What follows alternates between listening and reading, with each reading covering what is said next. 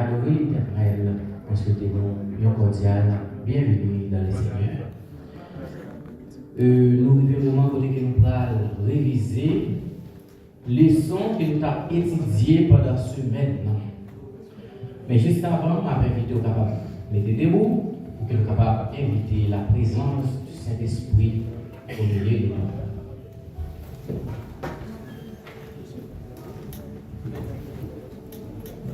Éternel, notre Dieu, notre Père bien-aimé, nous infiniment remercions pour tout bienfait dans la vie. Mais nous voulons remercier de façon spéciale pour cette opportunité que vous accordez envers nous, tes enfants, pour que nous soyons capables de présenter tant que matin, pour nous adorer, parce que vous êtes votre Dieu, vous êtes créateur de toutes choses, vous méritez adoration. Alors que nous allons réviser les leçons que nous avons étudiées pendant la semaine, la part de temps, puis que nous sommes capables de dépouiller nous, débarrasser nous des sangs et des chairs, et que nous sommes capables de remplir nous complètement de ton esprit, afin que les leçons, ça, c'est l'esprit même qui va faire le matin. Et nous sommes capables de faire nous tirer tout ça qui est bon, comme provision pour nous, pour préparation que nous devons faire pour lorsque nous sommes capables de vivre, Seigneur, pour capable de nous prêts. Aidez-nous, Seigneur, enseignez-nous, comme ça nous prions dans le nom de Jésus. Amen.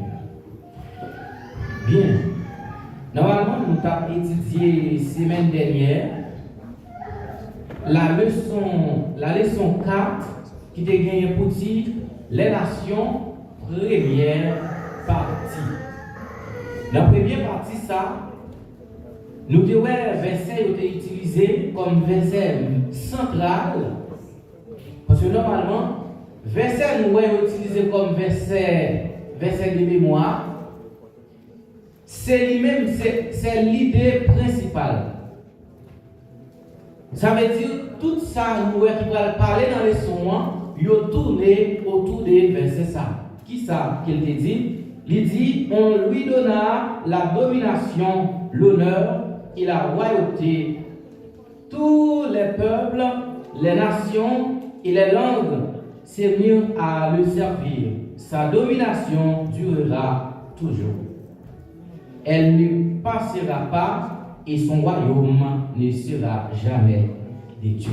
Donc nous voyons les nations dans la première partie, qui est-ce qui a gagné toute domination sur toute nation, sur tout peuple, sur toute langue.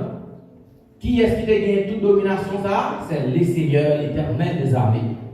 Et maintenant, dans leçon chapitre, dans leçon 5, comme verset de base de Ménaïa, nous joignons dans Psaume 46, verset 10, un psaume que nous ne connaissons pas, que nous habituons réciter, qui ça dit: arrêtez et sachez que je suis Dieu. Je domine sur les nations et je domine sur la terre. Ça veut dire, nous, nation, yo gagne un monde qui a dominé sur yo. Yo gagne un monde qui a tout contrôle yo. Ça veut dire, quel que soit mouvement, quel que soit ça qu'a fait, toute sa nation yo a fait, gagne un mec qui a contrôlé yo, gagne un monde qui a dominé yo, qui c'est l'Éternel des armées. Et c'est ça que nous voyons dans l'histoire. Les nations, nous connaissons comment gagner plusieurs nations. Qui les a fait? C'est lorsque Nimrod il prend Mounio pour être capable de construire la tour de Babel, et bon Dieu te lagué confusion dans le temps. Yo chaque vient parler en différent et yo vient disperser sur la surface de la terre, et voilà vient gagner différentes nations. Donc depuis la division des nations, nous mettons qui est-ce qui vient faire plusieurs nations? L'Éternel. Ça veut dire c'est lui-même qui a le pouvoir pour mettre confusion, c'est lui-même qui a le pouvoir pour le dominer, c'est lui-même qui a le pouvoir pour contrôler tout détail, tout ça que la nation a fait. Dans la première partie de son 1, il dit le tout premier commandement.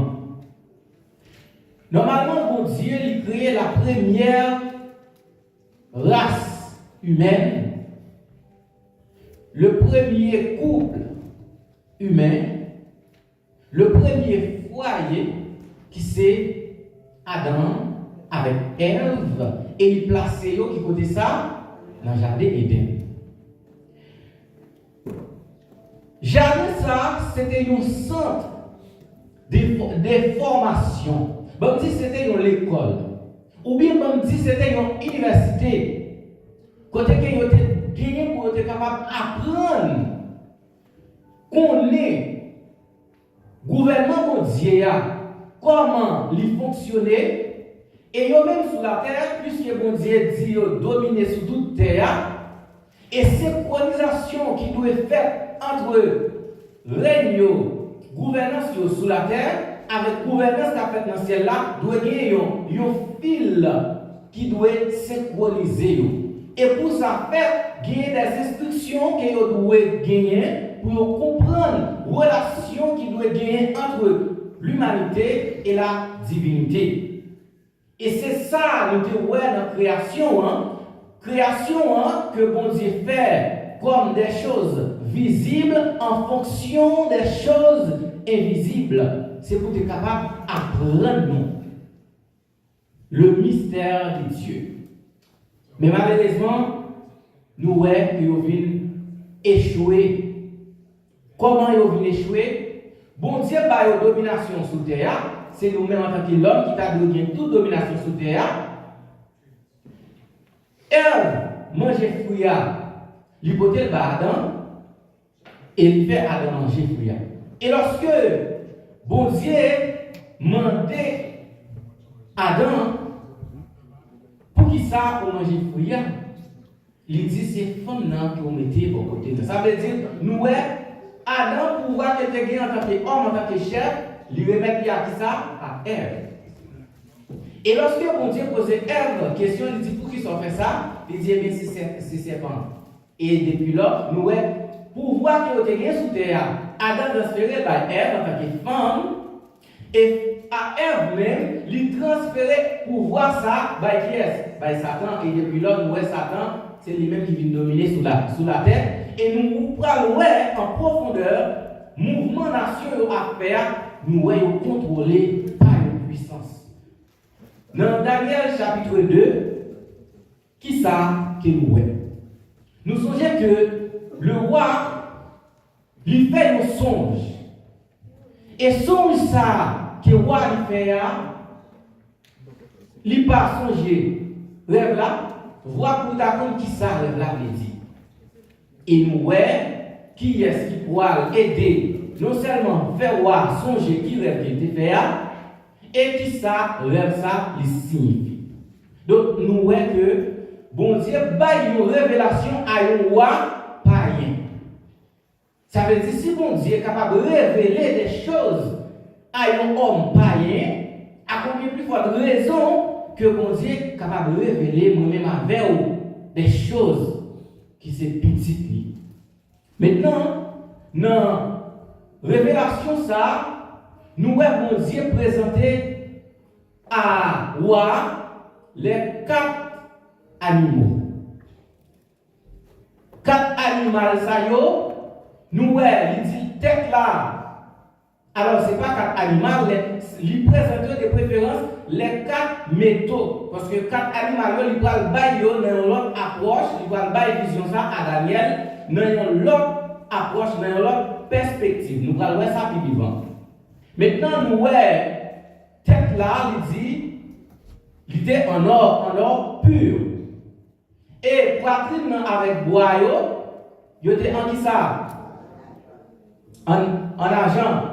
Maintenant, les cuisses, ils étaient en airain et les pieds, les jambes, ils étaient en fer et en argile. Maintenant, pour que nous devons connaître, qui ça que bon Dieu réellement il voulait apprendre roi, c'est que c'est pour nous capable dire roi, eh bien, vous-même, en tant que roi qui gagne un pouvoir, même pouvoir ça que vous gagnez, il ne pas durer pour tout le temps. Après pouvoir ça, vous l'autre pouvoir qui venir. Et après pouvoir qui venir, ça veut dire qu'on a une succession de pouvoirs, une succession de règnes. Eh bien, on a un aspect que bon Dieu veut enseigner tout. Normalement, nous connaissons que l'or, c'est un métal, c'est un objet qui est très précieux. Et le deuxième élément qui est présenté, qui c'est argent, nous connaissons que l'or est le plus précieux parce que c'est argent, pas vrai? Et troisième métal qui est présenté là, qui c'est airain. Airain, alors argent le plus précieux parce que c'est airain. Après, il va présenter le fer. Et airain, le plus précieux parce que fer. Et fer encore, il va plus précieux parce que argile là. Maintenant, nous voyons décadence. Ça veut dire que nous sortons dans le métal qui est plus précieux, nous sortons dans l'or, nous descendons dans l'argent, nous sortons dans l'argent, nous descendons dans l'airain, nous sortons dans l'airain, nous descendons dans le fer, et nous sortons dans le fer, nous tombons tellement bas, nous tombons en argile. Et nous connaissons qui ça, il est symbolisé, nous connaissons la tête d'or qui c'est Babylone. Après, nous gagnons les poitrines avec boyau qui était en argent, qui était symbolisé Mède et Perse, Médo-Persan. Et nous avons une cuissio qui était en airain, qui était symbolisé la Grèce. Et nous avons gagné les jambes qui étaient en fer, qui étaient symbolisé la Rome. Mais qui Rome, pas bien, nous avons des Roms que nous devons mettre en évidence. Nous avons gagné la Rome païenne, qui c'est la Rome politique, et après nous allons gagner la Rome religieuse. D'accord? Maintenant, les nous descendons en bas, nous sommes Agile. Nous avons l'autre leçon que bon Dieu va l'enseigner. Agile avec fer, des métals, ça c'est des métals qui sont vraiment différents, ça veut dire pas capable de gagner un mélange homogène entre eux. Pour les gens qui te connaissent, chimie. Ça veut dire, bon Dieu voulait enseigner que pas jamais gagner une union vraiment. Nous, sous terre, il y a un pile mouvement qu'a fait pour permettre que vous soyez capable de reset le monde, pour être capable de réinitialiser le monde, pour permettre que mettez toute nation ensemble, quelle que soit la religion que vous gagnez, et bien pour tout le monde capable de mettre tête ensemble, vous avez ça l'écuménisme. Mais on Dieu dit, ça ne va jamais être possible. Nous avons fait l'Union européenne, puis l'autre union fait sous terre pour régler le problème. Malheureusement, l'Union ça n'a pas pris ici. Mais pour l'autre bagaille, statut ça, après de présenter toutes mes méthodes, il dit qu'il y a un petit wash qui sorti côté sorti, sans le secours d'aucune main, qui frappe statut et il brise statut en pièces, et si on ça, il vient devenir une grande nation. La pierre qu'on jette, celle qui bâtissait, est devenue la principale des langues. Daniel chapitre 7, bon Dieu vient nous présenter, même pour voir ça, il vient pas une révélation à Daniel, mais cependant, il vient utiliser une autre image. Mais qui vient signifier même bagaille. Maintenant, nous venons voir Daniel, il vient présenter comme des animaux, comme des bêtes. Et nous voyons la première bête que bon Dieu a montré Daniel dans la vision, c'est lion, qui toujours symbolise qui ça, qui est Babylone. Après lion, nous venons joindre l'ours, qui encore symbolisé Mède et Perse. Après l'ours là, nous venons joindre léopard, qui symbolisait la Grèce. Et après, léopard, nous venons joindre une bête épouvantable. Bête ça, il pas gagné. Ça veut dire bête ça tellement terrible. Bête ça, il n'est pas capable de décrire bête ça. Et bien, qui est-ce qui symbolisait la Rome? Maintenant, Rome, ça, nous allons voir dans l'autre aspect. Nous allons voir Rome, lui, passer de Rome politique à Rome religieux. Mais, bon bagage, nous devons voir, dans Daniel chapitre 2, nous avons gagné fer et gagné agile. Donc, bon Dieu dit, c'est dans vase de terre qu'il formait nous. Et bien, agile là, qui ça symbolisait? Il symbolisait le peuple de Dieu. Alors, il symbolisait, bon, pas du peuple de Dieu, il symbolisait l'église. Nous avons l'église avec un pouvoir politique qui a essayé pour unir ensemble. Pour faire qui ça? Pour dominer le monde. Nous songeons la papauté qui gagnait des grands pouvoirs dans les livres. Il y a un pouvoir politique et un pouvoir religieux. Ça veut dire qu'il y a un pouvoir politique et il y a l'église qui a dirigé et il a établi sur tout le monde là. Il y a un pouvoir ça sur tout le monde là, mais il va prendre une blessure. Il va prendre un coup, la blessure mortelle. Nous ne pouvons pas prendre là-dedans parce que les soins ne vont pas parler de lui pour ne pas faire trop de temps. Après, blessure ça, il faut qu'elle soit capable de guérir. Mais guérison blessure ça, il va faire dans un processus logique, chronologique. Et c'est lui-même qui va mettre fin dans toute histoire mondiale et pour qu'on Dieu capable de établir le royaume.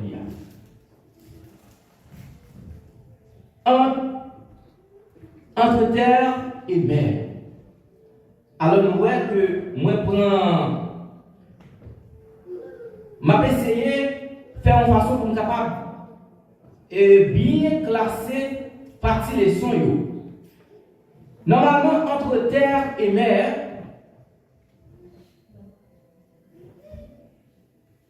nous voyons que le prophète a dit un ange. Qui est dans mes livres? Un livre. Et en ça, il mettait un pied sous la mer et il mettait un pied sous terre. Et en ça, il girait par pièce, par là qui vivent éternellement. Que toute bagage ça est pour capable de faire pendant un temps, des temps et la moitié de temps que nous connaissons ça qui c'est 2300 soirs et matin. 1260 ans, excusez, 1260 ans. Eh bien, Apocalypse chapitre 17, verset 15, lui expliquez-nous qui ça il veut dire. Nous connaissons la mer, nous la mer, nous de l'eau, qui ça veut dire? Il veut dire peuple, il veut dire foule, il veut dire nation, il veut dire langue. Et terre là, qui ça il symbolisait un lieu qui n'est pas tellement peuplé, un lieu qui est plus ou moins désert. Et nous connaissons, il présentait deux bêtes, la bête qui monte de la terre et la bête qui monte de la mer. La bête qui monte de la mer là, ça veut dire la papauté, la Rome, et nous à l'époque, pour qui ça lui baille description ça, à l'époque, c'est l'Europe et l'Asie, c'est là qui devient plus peuple. Et c'est là où la Rome a dominé. Et c'est ça qu'elle utilisait, image ça. Et la terre qui symbolisait les États-Unis, parce que l'Amérique à l'époque, pour l'Amérique que nous connaissons aujourd'hui, avait dit qu'il y a un plus peuple. Et c'est ça que fait nous songer les chrétiens qui ont fui pour persécution. Eh bien, c'est terre-là qui était réservoir, la terre des États-Unis, qui était comme terre de refuge. Et c'est là, bon Dieu, par la bénédiction qui était réservée pour eux parce qu'ils étaient fidèles au milieu de la persécution qui vient à travers eux, même les États-Unis viennent devenir une grande nation, mais puis devant, bagala pas changer. Maintenant, c'est ça. Mais livre ça que Ange l'a gagné dans même, c'est même livre ça. Livre Daniel là, nous songeons dans l'étude là, on dit que livre Daniel là est divisé en première partie, en deux parties. Il y a une première partie qui c'est le chapitre 1 à qui chapitre? Chapitre 7. Et deuxième partie qui c'est le chapitre 8 à chapitre 12. Ça veut dire tout événement nous ouais. Dans le chapitre 1 ou dans le chapitre 7 là, il y a avec une période et il y a un aspect bien déterminé. Et événement qui est dans le chapitre 8 avec chapitre 12 là, il y a un autre bagage. Et c'est ça que fait Ange te dit Daniel, c'est les livres là. Qui met bagage ça c'est clair parce qu'il n'y a pas pour ton bord là. Mais à la fin des temps, ça va passer. En plus, le monde va lire ça et connaissance va augmenter. Cependant, c'est même livre ça que l'ange a vu présenter à Jean dans l'Apocalypse. Maintenant, il dit ou mettre ces livres là. Pour qui ça? Parce que dans le temps Daniel là, tout ça qui est écrit dans le petit livre ça, eh bien, événement ça n'a pas pour temps ça, c'est ça qu'elle dit, c'est les livres ça. Mais dans le temps Jean, ça veut dire c'est là, événement ça va commencer à dérouler, c'est ça qu'elle dit, eh bien, on met déceler les livres là parce que c'est le moment pour que l'humanité est capable de connaître qui ça vient dans le livre là parce qu'elle a un rapport avec tout ça qui a passé dans le temps et qui a montré nous qui ça nous doit faire, qui position que nous devons prendre. Dans grand conflit cosmique, ça a déroulé pour qu'il soit capable de préparer. C'est ça. Maintenant, prophétise de nouveau. Prophétise de nouveau. Alors, on va regarder Léa pour ne pas tellement prendre plus de temps. Ok? Normalement, prophétise de nouveau, ma conclure là pour capable de nous. Nous songeons que les Milévites, eh bien, ils ont fait mouvement parce que, en fonction des études prophétiques qui ont été faites, ils ont réalisé que, parce que ces prophéties, ça nous dit, et que l'ange qui était dans le livre là, eh bien, il dit, toute bagage ça va faire pendant d'un temps et la moitié du temps. Mais cependant, événement qui était reproduit, il a mal compris. Parce que toute bagaille a fait en 2 temps. Une période, événement a déroulé, mais dans l'autre période là, événement va continuer pour qu'il soit capable de mettre fin au royaume mondial établi. Mais il a compris que c'est Jésus qui a retourné et nous connaissons ce qui est passé. Il y a des apprêtements, mais il y a un petit groupe, un petit reste qui vient rester, il doit continuer à prophétiser. Maintenant, nous partons plus dans les soins comme nous allons avec un bref. Quand il y a la plague des soins à l'église, pour cela qu'il y ait question avec lumière qui voulait faire jaillir dans les soins. Frère,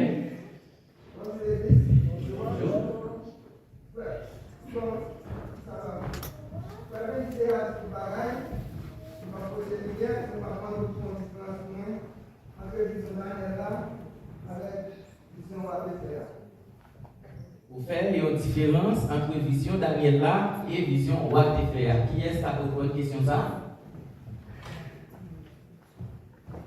Est-ce que tout le monde a répondre?